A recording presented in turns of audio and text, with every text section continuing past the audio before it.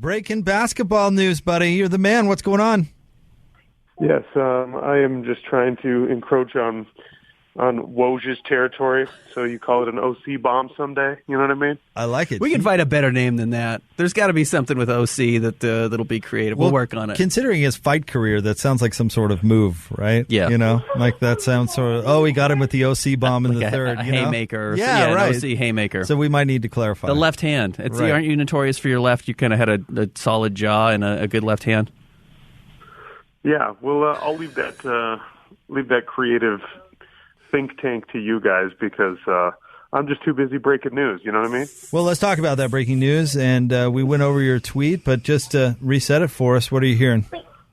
Well, I'm hearing that, Rudy's at this kind of breaking point that I think a lot of people have been prognosticating for maybe even a couple of seasons now, and that he feels like he wants to win in his career, and he doesn't think that he and Donovan together are going to win at the level that would be satisfying for someone who's a three-time Defensive Player of the Year. Everyone wants a championship in their career. We haven't had one here in Salt Lake City.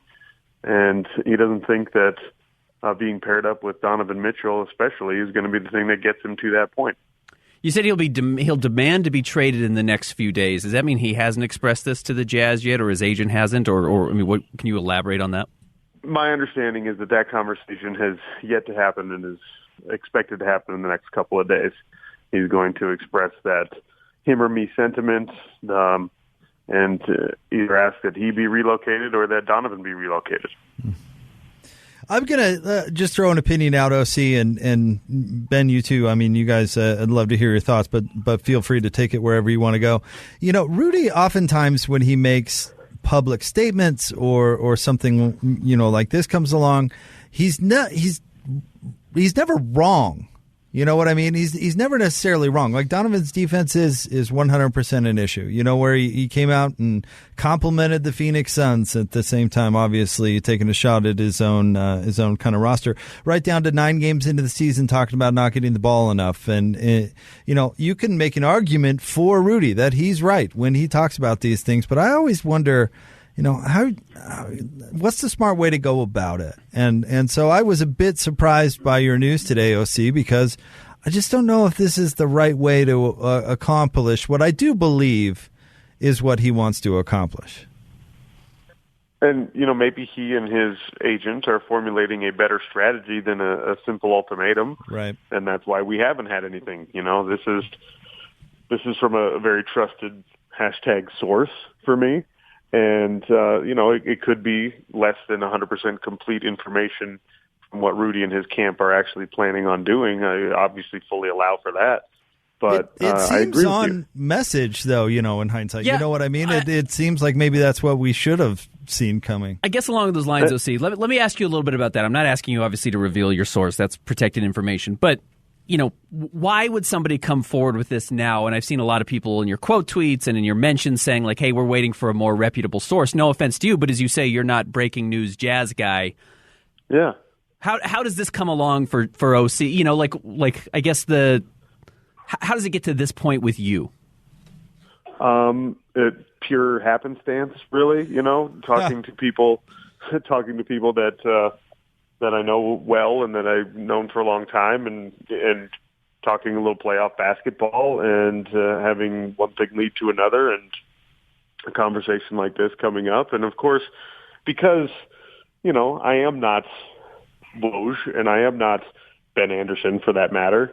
I'm not Tony Jones. I'm a guy who's buttering his bread with mostly college football and things like that right now. I'm not employed technically in the local sports market, so there's not really like a big advantage for me to be breaking Jazz news or for anyone to use me as a conduit to break Jazz news. This is just a conversation about a team that I follow, root for, and whatever. And like I said, it's just kind of pure happenstance that this conversation came up. I'm not digging up Donovan or Rudy news by any means, and I just had a good conversation, and it makes sense to me that Rudy feels the way that he does.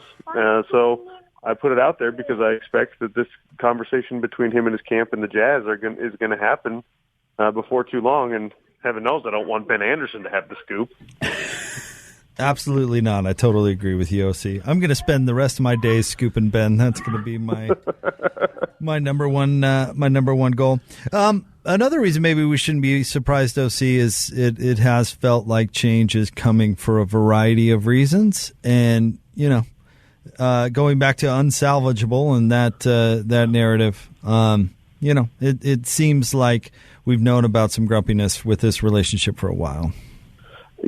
Absolutely. And, I think to be fair, right, I think that Donovan and Rudy both have worked a lot on being professional and coexisting and getting along as well as they can. And, maybe away from work, they might like each other a whole lot, and just professionally they're not super compatible. And it's not just a Donovan problem and just a Rudy problem, right? It's the way that consciously or subconsciously the Utah Jazz organization has allowed Donovan Mitchell to become a defensive liability, or that Quinn Snyder and his staff have expected, Rudy to be the guy who cleans up everyone's messes on the defensive end of the floor, and there hasn't been enough contributing to, that effort, right? So when the Jazz have a defensive breakdown, Rudy Gobert is the spearhead of the defensive efforts for the Jazz. He takes a lot of blame, right? Everyone talks about, all you have to do is pull him out to the perimeter and then he's ineffective and all that kind of stuff. Well, I think for Rudy, it's probably upsetting that, well, not probably upsetting, I know it's upsetting that he doesn't have support on the perimeter, right? That he doesn't have guys out there. There's no Kawhi Leonard on this team that can lock people down and allow him to stay in the paint and that kind of stuff, right? So it's not just, I don't like Donovan Mitchell and that's why we can't coexist. It's like choices have been made that have allowed Donovan Mitchell to be this and have forced me to be this, and that's not compatible.